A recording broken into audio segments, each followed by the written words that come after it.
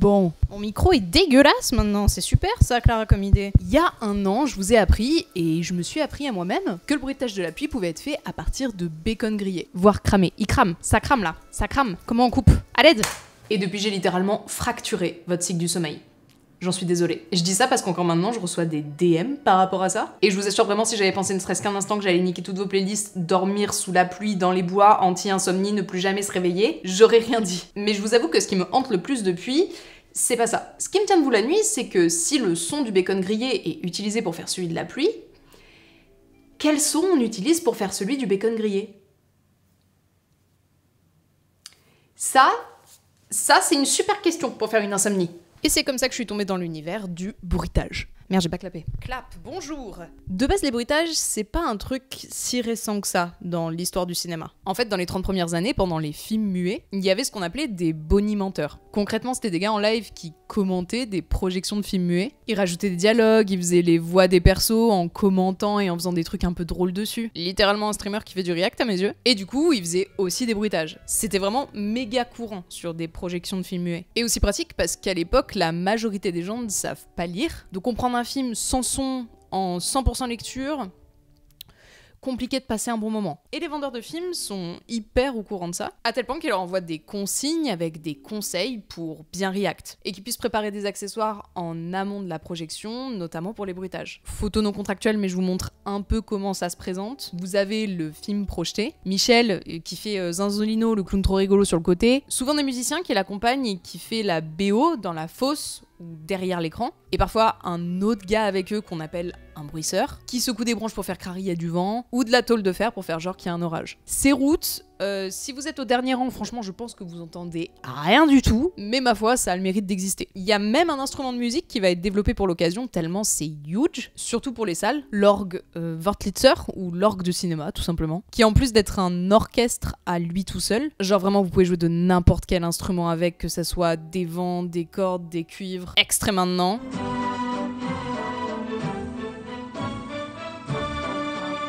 Avait aussi des petites pédales avec des bruitages assez basiques comme des klaxons, des cymbales, des sirènes. Un petit stream deck de l'époque quoi. Et puis arrive le cinéma parlant dans les années 30. What an era! Donc le son vient du film. Et il y a un gars qui bosse chez Universal du nom de Jack Donovan Foley qui va se dire hey, on pourrait rajouter des bruitages dans le film. Bonne idée. Et c'est comme ça qu'il va devenir l'un des premiers bruiteurs du cinéma. Enfin, en tout cas, l'un des plus connus. Il va faire Showboat, Le Fantôme de l'Opéra, Dracula, Frankenstein. 1 million de trucs pour lesquels il n'a pas été crédité, parce qu'à l'époque, on sait pas trop ce que c'est cette profession. Mais aussi Opération Petticoat, qui se passe dans un sous-marin rose, et où, pour reproduire l'intérieur de la machinerie, il a utilisé un de ses rots, qu'il a passé à l'envers. Voilà. Moi, je trouvais que c'était une information assez essentielle. N'hésitez pas à me dire si vous aussi de votre côté dans les commentaires. Il y a aussi une anecdote assez connue où il a littéralement sauvé le film Spartacus dans les années 60 avec un bruitage. La scène où il y a les deux armées qui s'avancent pour s'affronter. Parce qu'une fois tourné, ils se sont rendus compte que le son était inutilisable et ils pouvaient clairement pas se permettre de refaire la séquence. Ça aurait coûté beaucoup trop cher. Et vu qu'ils étaient tous en armure, et bah il s'est dit moi j'ai un gros trousseau de clés, je pense que si je le secoue ça fait l'affaire, je vous la redouble si vous voulez. Et c'est ce qu'on entend là. Bon, maintenant que je vous l'ai dit, vous allez entendre que ça, mais franchement, ça passe de fou. Plus, on se rend compte avec le temps que ça coûte vraiment pas si cher à faire. Et du coup, c'est une grosse révolution dans le cinéma, mais hyper mal reconnu. C'est arrivé très tard dans l'histoire du cinéma que les bruiteurs soient considérés. Au début, c'était tellement des acteurs du son que ça arrive très souvent dans des films qui soient même pas crédités. Ou alors comme des walkers, steppers, parce qu'ils font des bruits de pas, mais c'est vraiment le maximum. Jusqu'à ce qu'ils se mettent d'accord sur le nom d'artiste, de Foley artiste, qui je pense vous l'avez capté vient du nom de Jack Foley. Donc pour les cadres du fond qui ont rien suivi, le Foley art, c'est l'art de recréer des bruitages, des sons, sur des images à l'écran. Parce qu'en réalité, et le pourquoi ça existe encore aujourd'hui, c'est que quand on enregistre on-set, ce qui est privilégié, c'est les dialogues. De les avoir les plus clean possible, pas d'enregistrer le bruit des mouvements. Je dis ça comme si j'avais tourné 25 films avec 50 ans de carrière derrière moi, mais je vous assure que c'est vrai. D'autant plus que souvent, pas mal de lieux de tournage sont bruyants ou juste inadéquats à la prise de son pour faire un bruitage. Genre une séquence où quelqu'un marche sur du marbre, mais en réalité c'est pas du marbre, c'est un bloc de bois avec un stickers marbre collé dessus.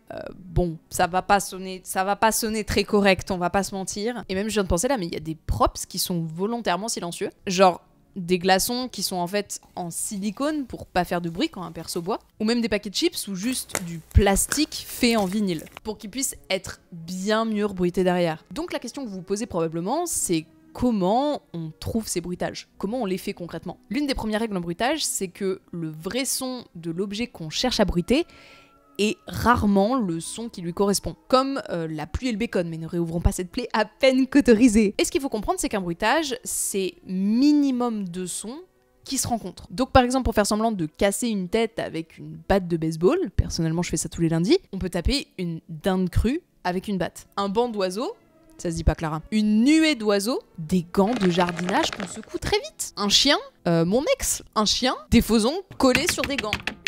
C'est la rue, le mammouth dans l'âge de glace, ou mon voisin du dessus, un énorme tronc d'arbre entouré de cuir sur des herbes séchées. Et ça se trouve, c'est ça qui fait tous les soirs depuis 3 ans et j'en sais rien du tout. D'ailleurs, l'objet le plus essentiel et le moins cher pour un bruiteur, c'est la peau de chamois, qui trempée est souvent utilisée pour faire des sons visqueux, comme ce qui rentre dans la chair ou quand un animal mange. Et du céleri pour les os qui craquent. Parce que c'est humide et croquant à la fois. Donc vous l'aurez compris, le bruitage, c'est que des combinaisons de sons qui vont pas du tout ensemble sur le papier pour faire un bruit cohérent. Mon préféré, ça reste quand même celui des sabots de chevaux, qui peuvent être faits avec des coques de noix de coco vides, qu'on remplit d'enduit automobile, vous savez, le truc pour boucher les trous dans la carrosserie, qu'on moule à l'intérieur avec une orange pour que ça fasse vraiment genre l'épaisseur parfaite, avec une petite fente sur le côté pour en faire un vrai sabot. Mais surtout pour pas que quand ils le mettent dans la terre, ça retienne l'air et que ça fasse un son dégueulasse. Et si c'est une autre surface ou un autre dénivelé pour le cheval, ça peut être plus des pierres pour qu'on sente plus le poids. Mais vous savez quoi, je trouve que je parle beaucoup alors que je pourrais juste vous faire une visite d'un studio de bruitage pendant une session d'enregistrement officielle pour un film internationalement connu. C'est parti! Bienvenue à Caen. Et surtout bienvenue dans les studios de Sony Pictures, où se situe le studio de Gary. Lui, c'est Gary Acker, et si vous avez déjà vu ne serait-ce qu'un film dans votre vie, il y a de fortes chances que vous ayez déjà entendu un de ses bruitages. L'un des premiers films sur lequel il a bossé, c'est Star Wars, l'Empire contre-attaque, rien que ça, et depuis, il a plus de 400 films à son actif. Un IMDb t'as peur mon pote, comme Memoir of Geisha, Hunger Games, Big Fish, Django, Élémentaire, FBI, Fausse blonde infiltrée, Twilight, Da Vinci Code, Home Alone. Ça serait plus rapide de dire ce qu'il a pas fait que ce qu'il a fait je crois. Et dans le lot, Spider-Man. Vous inquiétez pas, je perds pas le nord. Et pour la sortie de la nouvelle gamme de télé Bravia, j'ai eu la chance d'être invitée par Sony pour pouvoir lui parler et surtout assister à une session de bruitage en exclu qui a jamais été vue dans un making-of jusque-là, sur Spider-Man No Way Home. Mais alors avant ça, faut que je vous explique un peu comment ça marche. Donc déjà, ce qui se passe, c'est qu'on envoie à Gary des extraits, ce qu'on appelle des AB Reels, avec une liste de sons qu'on attend de lui et des timecodes précis que son ingé son Jeff Goss, qu'on a totalement oublié de filmer, va passer depuis sa cabine. Et la ligne que vous voyez passer là, c'est ce qu'on appelle un streamer, pour se repérer dans la séquence. Qui, quand il arrive sur la ligne à droite, veut dire qu'il doit démarrer le bruitage à faire, comme un point de synchro. Et en général, quand Gary reçoit ses AB Reels, il commence par les pas des acteurs. Et pour Spider-Man, ça sera des grains de café sur une dalle pour qu'on entende bien les craquements, comme sur du goudron. Sachez que le truc le plus dur et le plus basique à la fois, c'est les pas. J'ai eu l'occasion d'en parler avec Gary par mail, c'est extrêmement technique de marcher. Parce que quand on fait des pas, il y a deux parties. Il y a les pas du personnage qui doublent et le sound effect des pas. Et ça dépend de tellement de facteurs différents. La corpulence du perso, comment il joue, le genre, les chaussures, la vitesse des pas, les surfaces sur lesquelles il marche. C'est pour ça qu'au sol, vous voyez ce damier de surfaces différentes. Sans parler du fait qu'il faut être en rythme pour matcher parfaitement le mouvement, ça semble très simple quand Gary le fait, mais en vrai, absolument pas. Surtout quand ça se bat, quand ça descend ou quand ça monte un escalier. Si le poids du personnage est plus léger qu'un Foley artist, comme pour un enfant par exemple, Il peut venir s'asseoir sur une chaise pour pouvoir mieux répartir son poids. Et enfin pour les chaussures, ils en ont très souvent une grosse collection. Parce que par exemple, le meilleur son pour des talons hauts de femmes, c'est des talonnettes pour hommes. À méditer. Donc je reviens sur la démo pour la bouche d'égout. Il a utilisé une espèce d'obus de la Seconde Guerre mondiale qui frottait sur un ciment un peu plus rugueux pour que ça ajoute du poids au son. Pour les frottements des vêtements quand il s'attrape, des vestes qu'il met sur ses genoux et qui tape. Et c'est là où, si vous êtes fan de Spider-Man, je pense que vous allez hurler dans votre maison. Vous me direz ça en commentaire. Il nous a montré comment il bruitait les projections de toile. Pour le bruit du jet de la toile en l'air, il utilise une tige souple qui pénètre l'air comme ça. Et quand la toile chope une surface, de la bande de cassette audio autour d'une feuille, qui tape avec un fouet au sol ou sur du métal en fonction de la surface qui la grippe. Et ça depuis le tout premier Spider-Man. Ça fait peut-être 3 ans que j'essaye de trouver l'info, donc merci Gary. Un peu de vent à la bouche.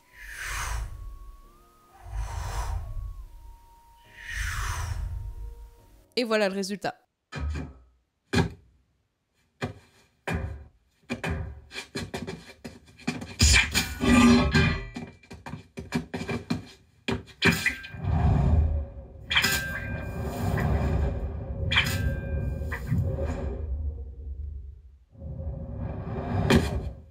À mes yeux, Gary, c'est vraiment une forme d'ordinateur qui a une banque de données de sons dans son cerveau. Et son local, c'est vraiment à l'image de ça. C'est une brocante du bruitage, il y en a absolument partout. Where did you get everything? I've collected them, and that's what makes me special. It's your collection, it's my actually. collection, yeah. Okay. And they're all, I kind of do it like, say, like they're my musical instruments, because they all make a special sound, you know? Because a lot of things in real life, they don't make sounds like, and that's the part of Foley artistry is like, I might get a prop that's real, but it doesn't sound good. So then I have to figure out how to make it sound better, of layering different things, and that's the whole hard part. Okay. So you have also different mics? I have so many different mics, and that's what's cool. I just had one here. I mean, my vocals for Lion King, I used a Sony 800G. It's like a $10,000 mic, and no one has them. Beyonce loves singing into it. Michael Jackson. It's a killer microphone, and that was bought for me a gift from Japan by one of the vice presidents of the sound department years ago.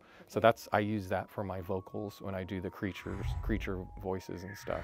Okay. Yeah. So all the different mics do different things, you know, depending the foot, like that mic there is more of a footstep mic, and then for props I have another mic. So that's the whole, what I do is I use different mics and things, and it just makes it sound better. Ah oui, parce que je vous ai pas dit, mais la particularité de Gary, c'est qu'il utilise beaucoup sa voix pour faire des bruitages. Et d'ailleurs, c'est lui qui fait la voix de la dragonne dans Shrek. Yeah, the voice of the dragon. So, all hers, it was a woman actually, all her breaths and her snorts, and just as I showed you the Lion King breathing, that kind of thing, they're performed, yeah. And so how did you get involved in Shrek for this voice?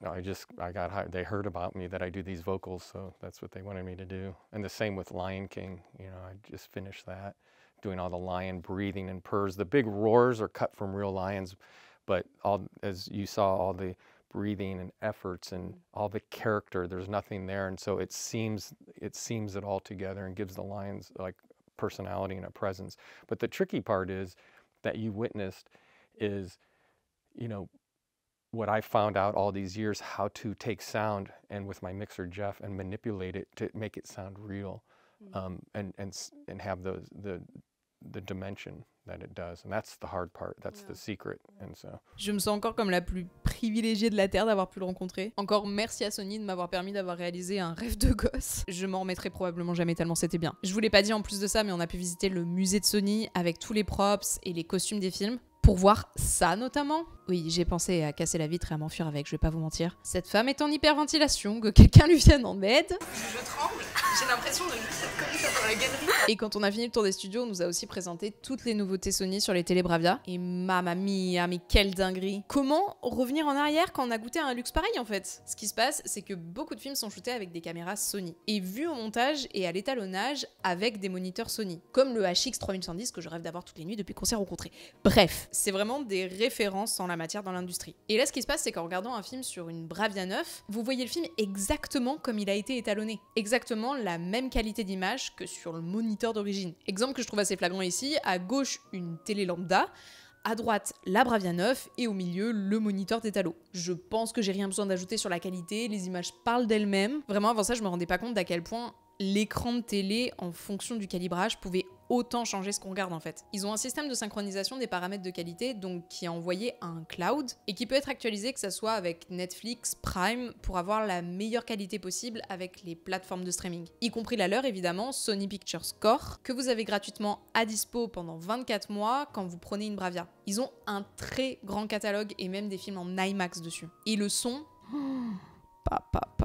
Déjà, ils ont ce qu'on appelle l'Acoustic Surface Audio Plus, donc le son sort directement de l'écran. En fait, c'est une dalle derrière qui vibre et qui fait que le son provient directement de la Bravia. Que ça soit la Bravia 9, mais aussi la TV OLED Bravia 8 et 8.2 d'ailleurs. Et avec la barre de son Bravia Theater 9 en plus, vous pouvez faire passer le son des dialogues sur la télé et la musique et les bruitages sur la soundbar. Ce qui unifie le son pour avoir une immersion totale en 360 spatialisé. Et si vous voulez pousser le délire home cinéma maison encore plus loin, vous avez le Bravia Theater Quad, qui est un système de son qui va se calibrer en fonction de la taille de votre pièce et d'où vous êtes dedans, en créant des speakers phantoms autour de vous pour vous entourer de son. C'est mon nouveau rêve ultime et une nécessité parce que depuis que je suis rentrée chez moi, j'arrive plus à retourner en arrière tellement c'était bien. Donc voilà, je vends un rein si jamais ça intéresse quelqu'un pour pouvoir me l'acheter. J'ai pu le tester directement dans le décor de The Last of Us qu'ils avaient reconstitué pour l'occasion. Phrase de fou. Et je vous assure que ça marche même un peu trop bien.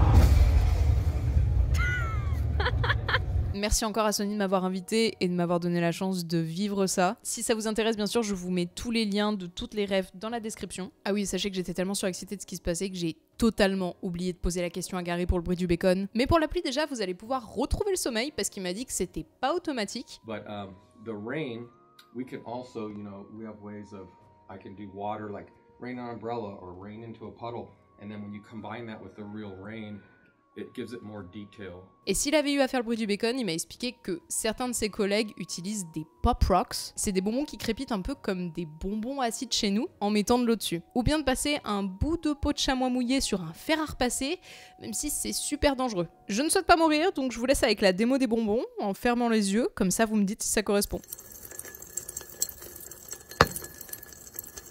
Merci d'avoir regardé cette vidéo jusqu'au bout, j'espère qu'elle vous a plu. J'ai mis beaucoup de temps à travailler dessus, donc merci à Sony pour leur invitation et aussi leur patience. Merci évidemment à Gary Ecker pour la démonstration et aussi d'avoir répondu à mes questions. N'hésitez pas à mettre un pouce bleu si cette vidéo vous a plu, ça me ferait extrêmement plaisir et ça soutient mon travail. À me dire en commentaire ce que vous avez pensé de la vidéo, j'ai trop hâte et peur en même temps d'avoir vos retours. Aussi à me dire le bruitage que vous avez préféré dans tout ce que je vous ai présenté. Perso, le sabot de cheval reste quand même dans mes top préf, malgré le fait que maintenant on sait comment se fait la toile de Spider-Man. Au moment où je fais cette vidéo, j'ai très peur de comment vous allez la recevoir. Pas parce que c'est pas un et tu savais pour, mais juste parce que c'est une manière totalement différente de narrer de ce que je fais d'habitude et c'est quelque chose qui me plaît beaucoup mais qui prend aussi beaucoup de temps à faire. Donc si ça vous a plu, n'hésitez pas à la partager, que ce soit sur vos réseaux, Insta, Twitter et à me nommer @ClaraRunaway. Comme ça je vois que vous l'avez vu, je vois que ça vous a fait plaisir, ça me fait plaisir aussi. C'est très gratifiant pour moi en tout cas. Portez-vous bien, regardez des films, devenez parano parce que maintenant vous connaissez tous les secrets de tous les bruitages et moi je vous dis à bientôt pour une prochaine vidéo. Salut! Ah, je peux pas attendez, parce que je peux pas clapper comme d'habitude. Salut!